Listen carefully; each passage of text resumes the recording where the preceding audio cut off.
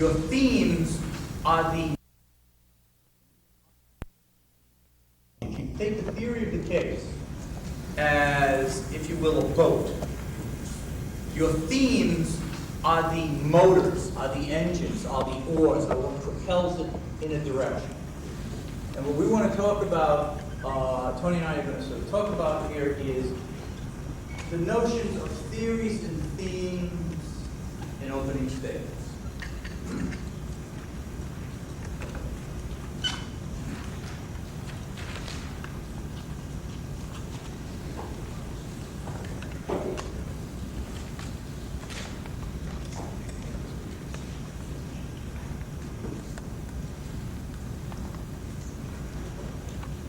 My name is Tony Axam, and I introduced myself to you in voir dire.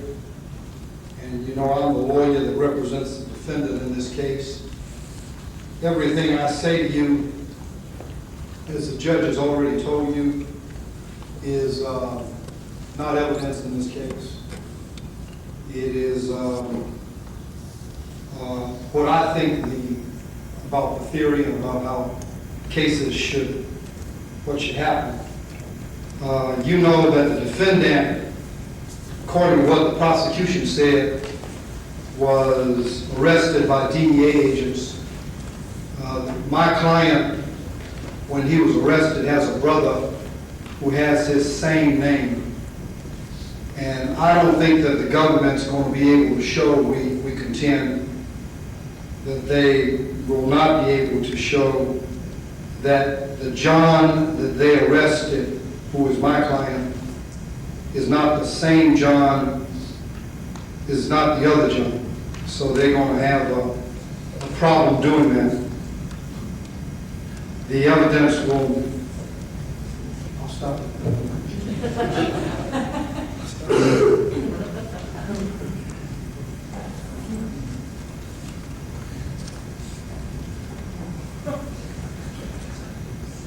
This is a case where a hard-working man who takes in his brother-in-law, who doesn't work, who's a biker, who's involved in drug dealing.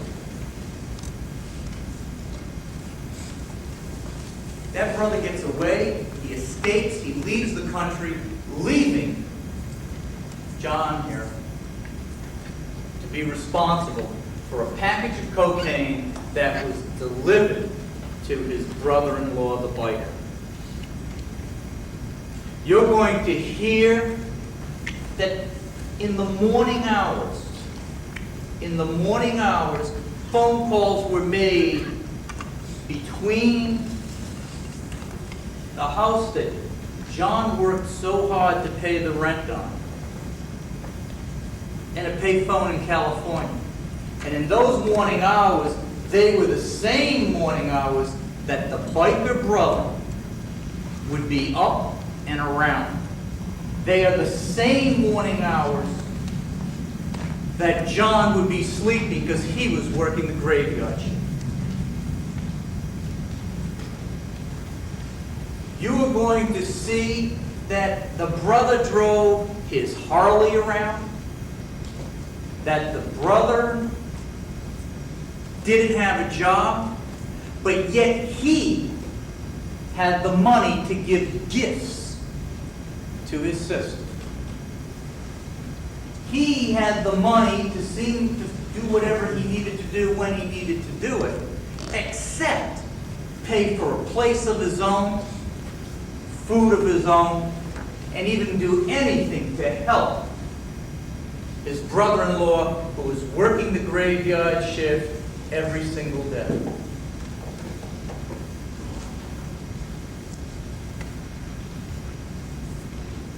Now, you heard segments of two openings. What do you think? Gee, I like Tony's. Anything that he says, I like. Okay. Okay. What's the impressions? Any impressions? Any reactions? Yeah, what's your name? Yeah, Charlotte. Charlotte.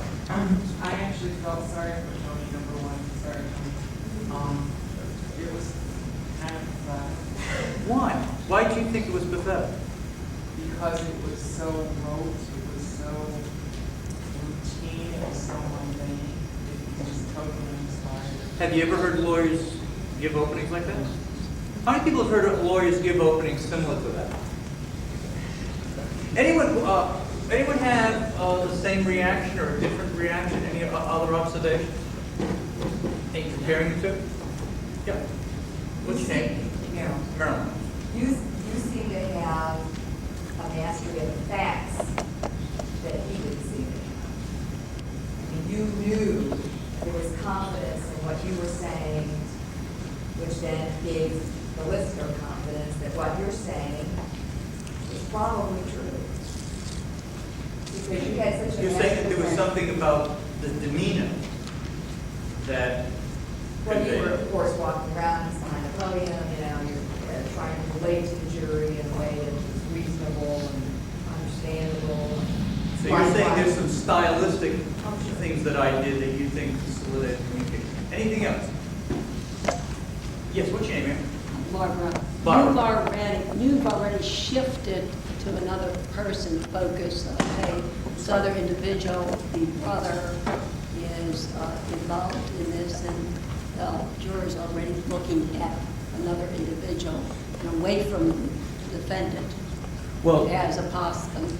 didn't Tony say that someone else was involved in doing this? Didn't he talk about the brother? But you gave a graphic description of our detailed description of what this someone else is. Someone else. What did I say that caused you to believe that you were given a graphic description that the brother didn't? Can you think of anything I said? Yeah, what's your name? Oh, Holly. I'm a biker and a drug dealer. Biker and drug dealer? Unemployed. Unemployed? Has money by presence. Okay. Anything else? Doesn't pay rent. Doesn't pay rent? He could have, he was there when the calls were made. I mean, he was reasonable. Anything else? Fled. Left the country. What are those things called generically? Begins with an F, four-letter word, and it doesn't end with a K. Facts. Fact. Aren't they all facts? And aren't they facts that were arranged? Was there any argument there? Yeah. Was there argument? Well, not much, not objectionable argument. Okay. What's the word that Steve you would use maybe for instead of argument? Persuade. Now, You let the facts argue for you. Yeah. So you're not the one. who made the conclusions? I'm sorry, you doing this? What does that mean? We did it. Okay. Now, Tony, in all fairness to Tony, this was a staged presentation. Well, some people don't know that this is one of the finer lawyers that I know. And Tony, why don't you come up and share some of why we decided to do it this way and what was the goal? Somebody's getting ready. You know, one of the things that you see in court all the time is that lawyers are going through routines. In other words, they're filling squares. They're not persuading, they're just doing what they saw somebody else do on another occasion. And my good friend Tony Axam was doing the greatest job of that. Let me tell you what I try to do in a real closing. I try to put myself on edge. I have to create what I call tension. If I do not have that tension in closing, I can't, in my opening, and in the closing, but in my opening, I can't transmit, I can't communicate. You know when someone's nervous. You know when someone has anxiety. You know when they're uncomfortable. I believe that that's important for an opening. It is very human. It is more human than someone standing up giving an excellent opening with every word in place and there being no tension. I think tension is what makes us look and remember. Because I'm always talking about memory. In persuasion, we can be brilliant in giving an opening statement, But if it's a brilliant opening statement that goes unremembered, then it is not, according to the rules of advocacy, an excellent opening. So it can be colorful, it can be dramatic, it can have everything in it. What's good that Tony did when he asked the audience, what do you remember? If no one could remember, they say, Tony, we just thought you moved around very well and that you pranced around the courtroom and you came out of the well and you went and you made closer contact with us. And he asked the question, what do you remember? You say, I just remembered you. You're such a nice man. You smiled at us, and they can give us no details or no facts. Then we will not be persuaded. Because that picture of him moving in the courtroom does not do anything once we go in and start voting and deliberating. So what I'm always trying to do is figure out the tension. There is no tension by calling my client a defendant and calling them a client. Those are foreign words to me in a courtroom. I cannot imagine the circumstance where I use words like accused. No generic words am I using. If I represent John Smith, I talk about John Smith. I say it is my privilege, it is my pleasure, it is indeed my honor to stand before you because I represent John Smith. When the government stands up and says it's my privilege to represent the United States government, so what? I represent a real citizen. I don't know who that government is that they say that they represent. Is it Congress? Is it the IRS? I represent John Smith. So I'm going to be real clear with that. I am seldom saying what my name is. I got up and I said, I tell you what my name was. I've already introduced myself. I know lawyers who are in love with themselves because I have heard their names more than any other name in the courtroom. But I just tell you that. There is, if you ask at the end of the trial, if the jurors vote and they say, I can tell you the lawyer's name, but they cannot tell you the defendant's name, then you have not persuaded them. If they can't tell you details about who the lawyer is representing, then that's not persuasion. Because the object is not to win the popularity contest with remembering the lawyer's name. So I got up, and one of the first things I did was I said my name like, I'm real proud to tell you who I am. So I puffed up my name. Then I kept talking about a defendant, and then I kept talking about, I repeated what the prosecution said. Why would I want to do that? That paints no picture. Another thing I did is I told you, suppose you listen to radio.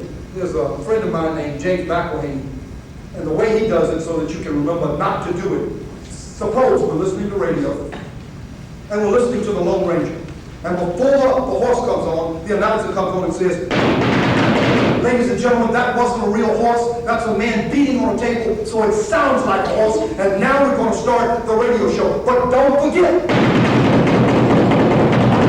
that's that man beating on the table, sounding like a horse, to make you think it's a horse when we do the radio show with the Lone Ranger, and that's really not a horse. Now, what would you do when you listen to the radio show? You're going to hear that sound and you're going to say, God, dog, that's not a horse. Okay? Why am I listening to this knowing that that's a man beating on a table and it's not a horse? That's why persuasion does not, the magician again. The magician doesn't come out and say, first, let me show you how I do the trick so that you will not be amazed when I do the trick so you can see everything that's going on. That's not what we do. It's an art form. And as part of the art form, we don't distract from persuasion. We don't talk about it. And I never repeat, I never say, the judge just told you, what I say is not evidence. So what that means, ladies and gentlemen, you don't even have to listen to me. You can close your ears, you can go to the table, you can think about what's for dinner tonight or what's on television, okay? But don't think about what I'm going to say because it means nothing. That makes no sense to me. So all of those things that don't advance the theory of your case, that don't tell the story, I would recommend that you watch civil lawyers who play for lots of money. Civil lawyers who want all of the big bucks. Watch them because I think that they do a better opening than any prosecutor or any defense lawyer because they did what Tony did. They give you details, which is against the theory of what they usually tell us to do. They tell us a story. He was telling us a story. He was not sitting up and saying, okay, remember, we don't have to prove anything, we don't have to talk, and we're going to roll boulders in front of whatever's going to happen in this case. That's not how I think we do an opening statement. Right. Let me show what we did do. And for those, some of you were smiling that we're in my group this morning. One of the things that we did is, you can't read it, so I'll read this for you. We worked on headlines, coming up with a headline for your case. That is, if you could write the newspaper that the jury would read on the morning before jury selection, what it would be. And it can come up with anything, but here is in essence what the group came up with. And we came up with local GM worker tried while guilty bum biker brother-in-law flees country. All right? Now, obviously, that may be a little strong, a little overstated, whatever. But I used, if you will, I took out the bum, the bum and some of that other stuff. But that was my headline. That was the first thing that came out of my mouth. The first thing that was heard. Now, what's beautiful about having a headline like this, and I think you got to go to the extreme first, and then you sort of refine it. Let me tell you what a headline is. Local guy goes on trial today. I'm talking something that communicates that the person is not guilty. The beauty is once you have a headline as a consequence of your brainstorming, now do you know what you have? Everything else is done. What do you say in your opening? He's a local worker. He works at the factory. He does this. And you go through all the things to show that. What's the next thing? Well, he's on trial, we know that. And now the guilty brother, the biker. I gotta say, you're gonna hear, I gotta now be prosecuted. I have now, and I think it was you, who was your name? I forgot. Barbara said, well, you took a sort of more aggressive, assertive role. Yeah, I'm now gonna prosecute the brother. But not just say the brother's guilty of this. Did I say the brother? Did I just say that? No. I gave facts. And what were you all able to do? Come up with stuff that made sense. What else do I get from this? I get what I need to do on direct and cross-examination. Because if I am going to deliver on guilty bum biker brother-in-law, then I have got to, on direct and on cross-examination, bring out facts that will lead the jury to make those inferences. And if you notice, what I did was I only did partially of the opening, but I said, you're going to hear there were phone calls that were made in the early morning hours. Is that a fact beyond dispute? And you're going to find that the person who was awake and active during that time was who? Bum biker. And you see how so the theme that I was trying to generate is bum biker, freeloader, criminal, and tie that to facts that would show that he was the guilty person. Now, there are themes that we could have for a case.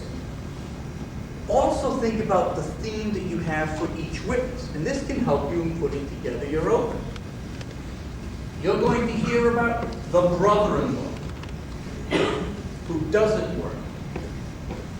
And then you go through all the negative ones. You're going to hear about the wife. The wife who seems to care more for the brother than for her husband. You come up with a theme for the wife. The wife is she A, just looking to get out of this marriage? B, involved? C, just jump to a conclusion? I don't know, but you gotta pick one. And when you pick one, then you ride with it through everything you do. So what you would like to do is to see if at the end you can reduce to one word or couple of words if you have to. Each of the witnesses, what is the impression you want to leave them, the jury, with after you finish your opening?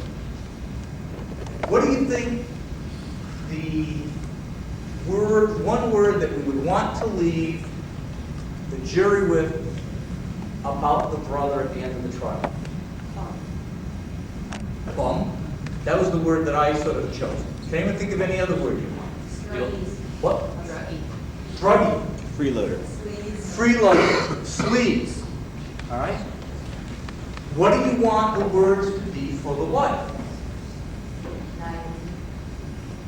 Okay, let's take that. Naive. Lonely. Neglect. Overworked, grudge. Right. However you're going to paint her, you need then to say, here's the key part. What facts do I have in this case that will lead the jury to conclude bone, drug, and whatever? Let me show you something that we did earlier. We all remember they said there were facts beyond dispute. Remember they said there's facts you can't do anything with? Everyone remember that? Now, come into a room. Bang! All you see is me hit Ben with a straight right. What's your impression? James? Is it Isaac? What's your Lance?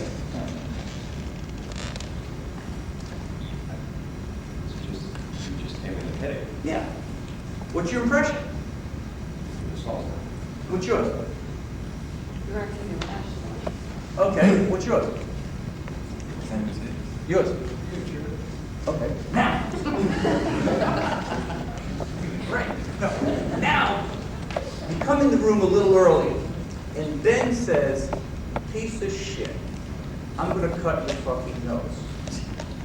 And he reaches into his pocket, and then you see me throw the same straight right.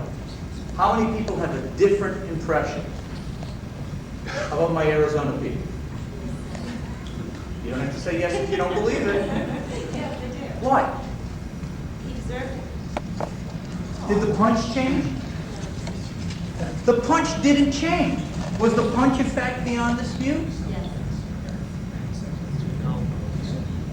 Yes! The punch is a fact beyond dispute, but the meaning of the punch is changed because now you know something that happened when?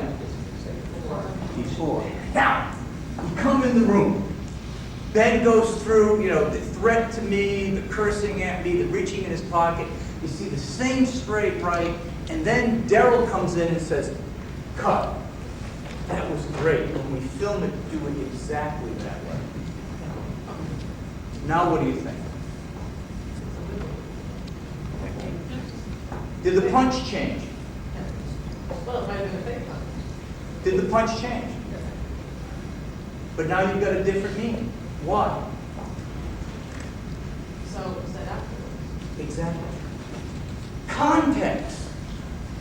What we need to do is to put the facts beyond dispute into a proper context, emotionally and factually. In the example of the opening I gave, where I said, while he was working the graveyard shift to pay the rent, this other guy was out riding around on his bicycle, on his motorcycle, right? Those are facts beyond dispute. But when you put them together, you get a different impression than when you say he happened to ride a bicycle and this guy happened to work the graveyard shift. You see what I'm getting at? So now, when we're putting together our opening, we want to put together, this goes for your course too, you want to put together facts before and after those, quote, facts beyond dispute that put it in the context. So the jury says, so what, he was punched? The punch, which is the bad, becomes meaningless without the context. Now, how this is important is that in a trial is going to take X amount of time, right? The events, the crime that went on, or whatever we want to call it, took wide amount of time. It could be months, years, hours, whatever. But the trial doesn't reenact that whole thing, does it? The trial has a set amount of time, and the trial is a battle between us and the prosecutor for how much time and how much attention is going to be spent on what information. Now, we all know that in cases, there's bad stuff. How much time does the prosecutor want to spend on the bad stuff? Tell me when to stop my hands. Can't go any farther. The prosecutor would want there to be no voir dire, no nothing. Just, I want to talk about the bad stuff, right? Now, what do we want as defense attorneys? How much time do we want to spend on the bad stuff? How much? No time. But we know that there's all this time in the trial. So if we want there to be only an itty-bitty amount of time on the bad stuff, what have we got to do? What must we do? What? No. We gotta find some good stuff to put in there, which gets us back to the facts that put the facts beyond dispute into the proper context. Therefore, we must focus in our opening the jury with facts, rich facts that allow them to say, I hear that, I hear that, I hear that, I hear that. Well, then, here's the conclusion. So when they hear a new testimony, they're going to say, yeah, he said he was a biker. He's a biker. They said he was this. That was true. And you start setting up what I call the snowball of truth based on the facts. Tony. Tony's going to give you an example now, I think, of another technique to use in opening. I'm going to apologize, I'm going to have to read something, but I'm going to do right before that something a little history.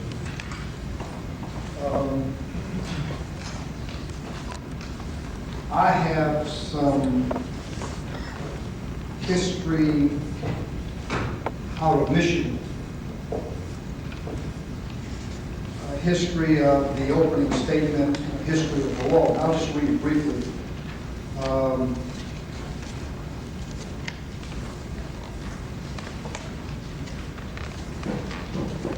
It makes sure that in the opening statement in Michigan, it says that the defendant may only offer evidence of what he intends to prove.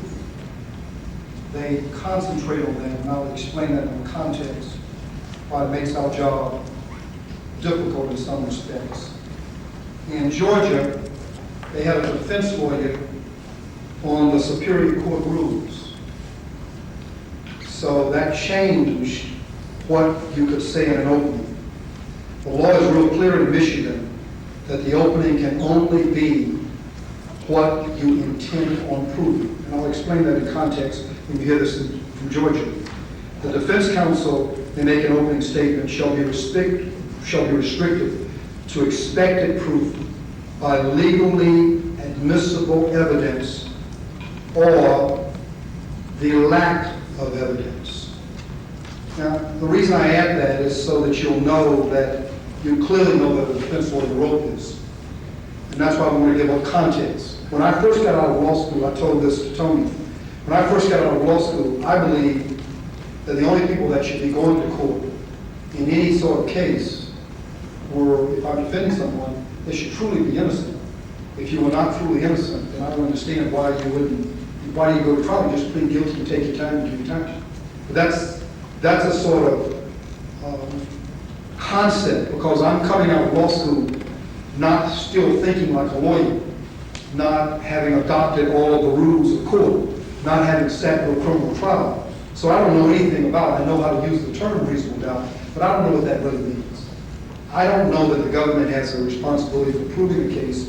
If they can't get to point X, then we automatically win.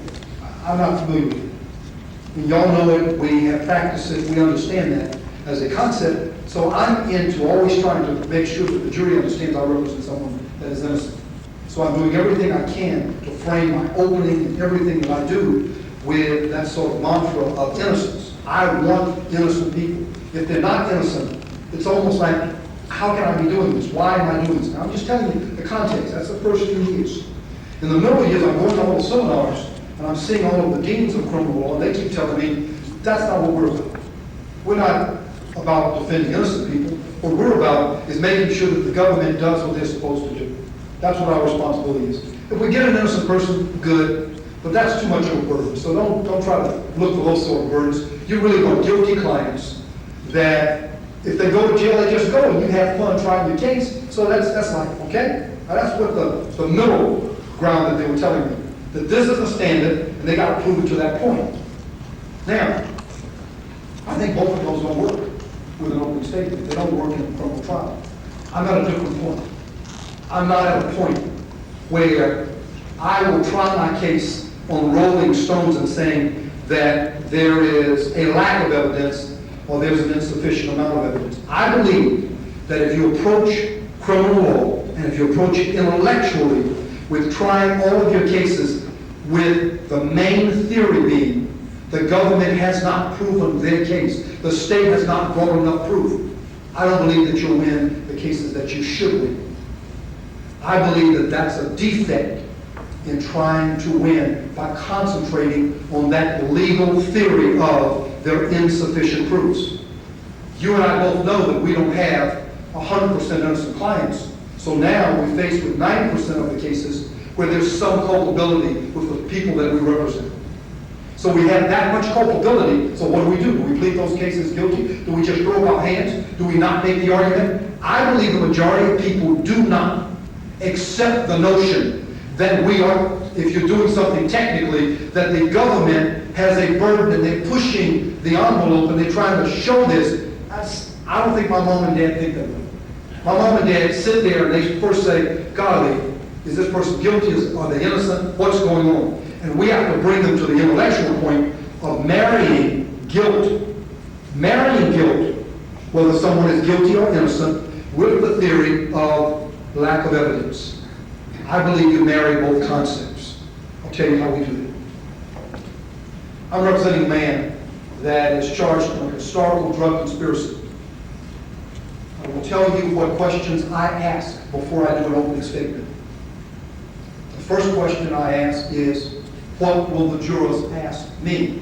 What do they really want to know from that client of mine? That defendant, Sam Graham. I use that only so you'll know context, because I call him by, I don't use those terms in courtroom again. What do they want to know from Sam Graham? What do they want to hear me say? Because that's what I'm representing, from Sam Graham. That's what jurors walk into the courtroom and say. Somebody's charged with murder, they want to say, how could he kill his children? How could this happen? In the Susan Smith case, they want to know, they know she did it, but they want to understand why she did it. They have to answer the why question, and that's what we're always doing. I'll give you an example. If you stand up and impeach a witness with an armed robbery, a murder, theft, a cocaine conviction, do you know what the jurors are going to say? So what? That witness testifies against your client. They're going to say, what does that mean? You're going to argue, well, they were impeached, so it shows that they were a criminal, and you're going to take and get on another bridge and say, so now you don't believe. Jurors are not going to, it doesn't go that way. If you got 20 witnesses coming in, and all of them have been convicted of a crime, the jurors are not going to buy the argument that because they've been convicted of a crime, that now your client is innocent, who does not testify, who they've all pointed a finger at, who associates with those other 20 people. I don't believe that that's a successful argument. I think it's a very difficult argument to advance. What have I done? I've married the argument of innocence with the argument of lack of evidence. Let me tell you how I did it with Sam Graham. Sam Graham's not going to testify. There are 3 people that say that he's involved with a drug conspiracy. They delivered drugs to him, they bought drugs from him, he paid money, that's it, you know, classic. 3 people, there are 2 other people on trial, there have been 20 people already convicted, this is the last of a series of trials. What's my defense? Do I stand up and say, well, they didn't prove it, those witnesses are liars, This doesn't make sense. I lose like everybody else. It's just a question of how quickly I'm going to lose if I do it that way. But I think you have a chance for winning. Tell you what you have to do. Let me just tell you the first question the jurors want to know.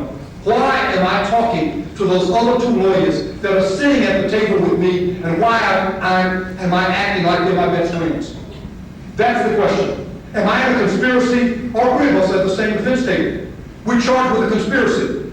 We whisper together. We use the same preemptory strikes together. We caucus together, and then we decide to vote with one lawyer talking, and then we vote by way of preemptory, whichever vote we want to take as to which jurors we want to excuse. Now, what do you think? If you walk into a courtroom, you see three lawyers huddled together, you see three defendants huddled together. Do you think they're all in the same boat and that they have the same interest? If they have the same interest, then all of them should be convicted. They have the same alibi. They're telling the same story. It makes sense to me. I'm not playing lawyer with it, but I'm trying to tell you the context in which we approach the courtroom. We should first approach it with the courtroom of saying, what do jurors think? What questions do they want to have answered? A juror does not want to hear you say your name again in opening, does not want to hear you say this is not evidence. That's not what they want. What do they want to know? Did your John Smith, is he a man who did the cocaine deal? And you got to stand up front. He's not the man. They're wrong. They falsely have accused him. You have to be real clear with it. They want to come in. Now, let me tell you what I did with Sam Graham. The reason I tell you this, because Sam Graham, out of 20 people, was the only one found not guilty. He's the last one in a series of historical conspiracies. I answered the jurors' questions. Sam Graham does not testify. If Sam Graham doesn't testify, how do I give the jurors the impression that he is an innocent man? Let me show you some things that I would have done with that. I can't remember it, so I have to read. I apologize for doing that. There will be witnesses that will say, I know Sam Graham. There will be witnesses that will say, I planned and I delivered drugs to Sam Graham. There will be witnesses who will say, I've heard rumors about who Sam Graham is, meaning that he's a drug dealer. I admit that. That's what I said in my opening. To the contrary, there will be testimony to show that Sam Graham, with his two children and his wife, lived in Antioch, Tennessee. That is not a rumor. There will be testimony to show that he works as a technician, that he's worked as a technician for the last several years at a Nissan car plant in Tennessee. Before he worked, he did preventative maintenance on Winnebagos. He worked for the Winnebago factory fixing those at Camping World in Nashville, Tennessee. So he's been involved in the car business and the fixer-up of cars and trucks for the last 10 years. I don't know whether those witnesses from the government will come in and will answer the questions truthfully about his family or not, but I'm going to ask them. And I can't tell you whether we will bring his wife, who we've introduced to you in voir dire, as a witness in this case. I can't tell you that at this stage. But we're going to bring out and let you see who Sam Graham is. We'll show you the sort of man that Sam Graham is, and we'll let you evaluate, and we'll let you judge Sam Graham. We'll show you, you'll judge Sam Graham against the witnesses who say, I confess, I'm doing this so that I can get out of jail as quickly as I can. We will show you who Sam Graham is, and we'll let you to compare Sam Graham against the witnesses who say, I'm telling the truth even when I confess to being a drug dealer. Now, just a snippet of it, okay? Just by that small opening, Sam Graham doesn't testify. He never takes a witness stand.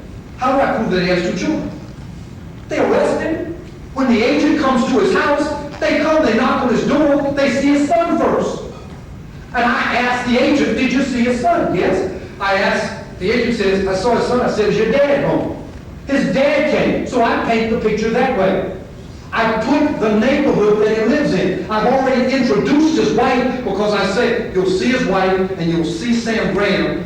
They won't talk to you as jurors, but that's not because they're disrespectful, but that's because of the protocol. They don't do anything that gives the impression that they're trying to have an influence on the jurors. So if they see you in the elevator, they might look down at the floor, they might not have eye contact, and they might not even say good morning. But that's not because they don't want to say good morning to you. It's not because they don't want to smile at you, but it's because that's the protocol of how trials work.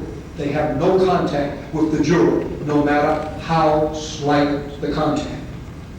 So if you're in the same room with them, they will appear as if they recognize you, but they will not acknowledge that they recognize you because they might look away from you and they might look down. That lack of eye contact does not mean that Sam Graham and his wife believe that he is guilty. To the contrary, Sam Graham stands before you, pleads not guilty, and confesses his innocence through that not guilty plea. So when he's confessing innocence. I use every time I can that sort of word. I try to do everything I can to paint a picture that Sam Graham is different from these other folks. That's what I'm trying to do at every stage. So I marry innocence with lack of evidence because he doesn't testify. Excuse me, Tom. Yes. We gotta be, We have to be out here in 2 minutes. can you do a little more? Or No, I'm gonna stop. Okay, now, you all are going to go back to the small groups and do opening statements, all right? What we want you to do is not necessarily what you have always done in your whole life. What we want you to do is take the risk. This is a batting cage. This is a recital hall. This is a chance to experiment. You know, everyone who would put on a play would get the script, memorize it, and rehearse it, and act it out. Lawyers are the only people who would say, oh, we got the script, I'll see you on opening night. So this is rehearsal. What we want is your openings. Come out with your opening, let the jury know your headline, and then follow through with rich facts. Try it. That's what we want you to do. So please, no introducing, none of the standard stuff that we saw in the beginning. Any questions? Any questions at all for Tony or Tony? Go for it.